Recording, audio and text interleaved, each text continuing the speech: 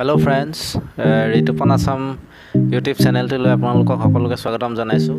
আমি এতিয়া টাৱাঙৰ এটা খুব বৃহৎ ৱাটাৰফল, জাং ৱাটাৰফল বুলি কয়, ইয়াৰ পালোহি আমি। চাওঁচোন ব'লক, এনজয় কৰোঁ।